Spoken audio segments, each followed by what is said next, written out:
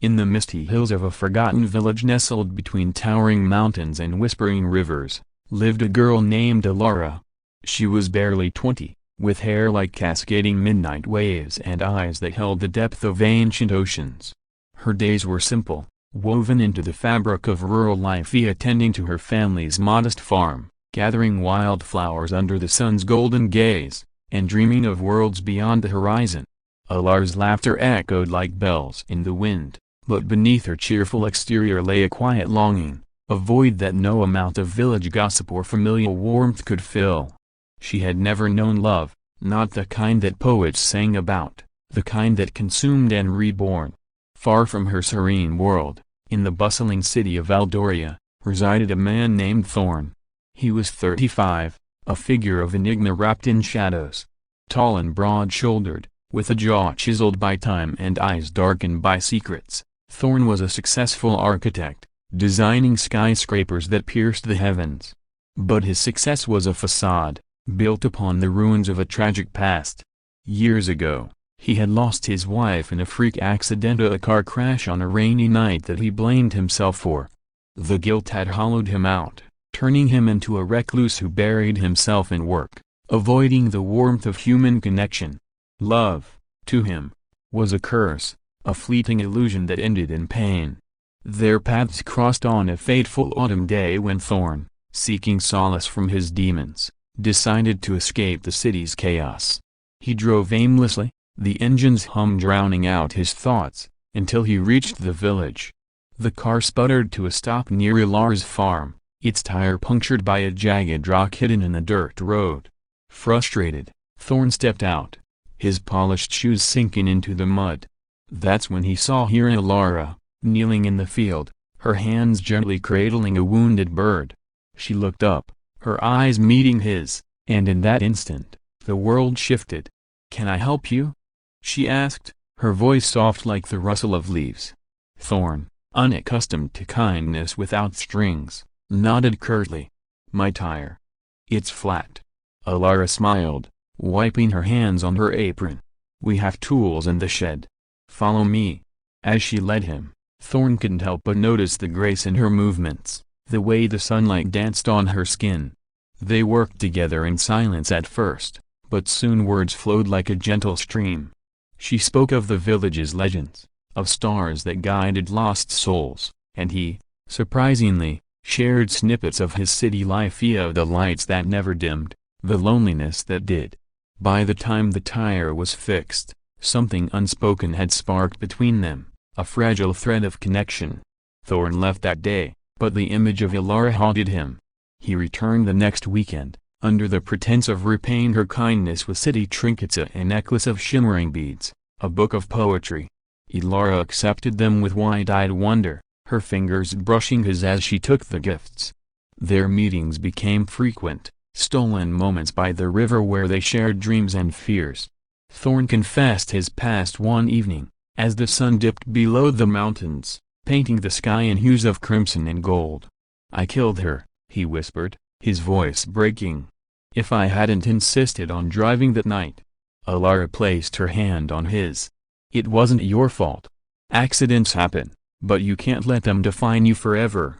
In her eyes, he saw forgiveness, not just for his past, but for himself. And in that forgiveness, love bloomed. Their first kiss was under a canopy of stars, tentative and electric, igniting a fire that neither could extinguish. But love, especially one as pure as theirs, was not without shadows. Alara's family was traditional, bound by the village's unwritten rules. Her father, a stern farmer named Harlan, had already arranged her marriage to a local boy, Joran, to secure their land. Whispers spread like wildfire when villagers spotted Thorn's car parked near the farm. "That city man is trouble," they murmured. "He's too old, too worldly for our Ilara." Thorn's world was equally unforgiving.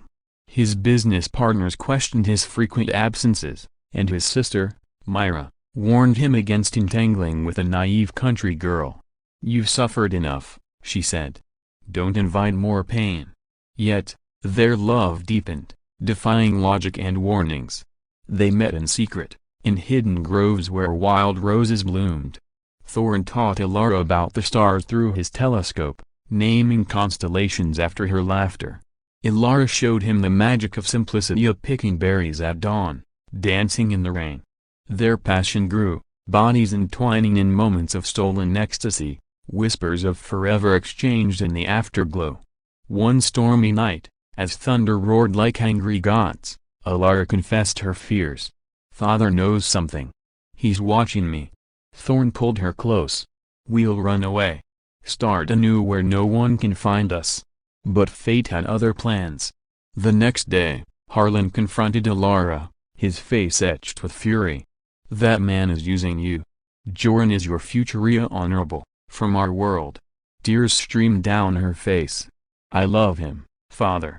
More than anything." Harlan's slap echoed, a mark of his desperation. "Love? That's a fool's dream. You'll marry Joran next month, or you're no daughter of mine."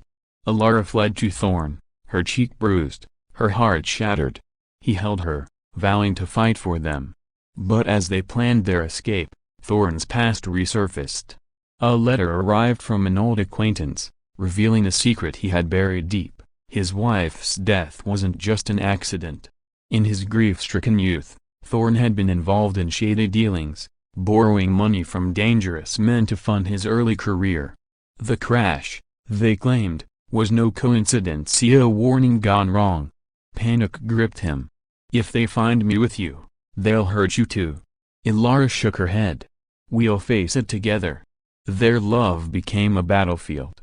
Thorn confronted his debtors in the city, paying off old sins with his savings, but not before a brutal encounter left him battered.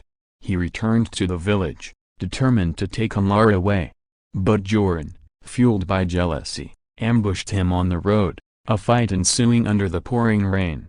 Fists flew, words of hatred spat, until Thorn subdued him, sparing his life.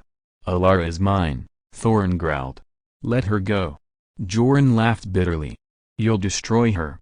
The climax came on the eve of Elara's forced wedding. Dressed in a gown of white that felt like chains, she slipped away to meet Thorn at their secret grove. "Take me now," she begged. As they prepared to flee, Harlan and villagers arrived, torches flickering like accusatory eyes. "Thief of hearts!" Harlan shouted. "Leave my daughter." Thorn stood firm, Elara by his side. "I love her." "That's no crime." A scuffle broke out, chaos reigning as rain began to fall. In the melee, a villager's swing caught Thorn, sending him tumbling down a ravine toward the raging river.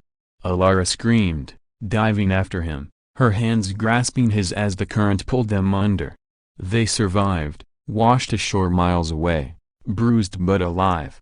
In that moment of near death, their bond solidified. They escaped to a distant town, building a life from scratch, a Thorn sketching humble homes, Elara planting gardens of hope. But peace was fleeting. Thorn's health deteriorated from the fall, old injuries flaring. Elara nursed him, her love a balm, but guilt gnawed at her for abandoning her family. Years passed in bittersweet harmony. They married in a quiet ceremony, vowing eternal love. Children came, 2 daughters with Elara's eyes and Thorn's strength. Yet, the past whispered. Harlan, remorseful, sought them out, forgiveness bridging the gap. But Thorn's secrets caught up. A final confrontation with his debtors ended in violence, Thorn sacrificing himself to protect his family. He died in Elara's arms, his last words, "You were my redemption." Elara lived on, telling their story to her daughters, an untold love that defied all. In the end, love wasn't just a dream, it was their legacy, dramatic and eternal.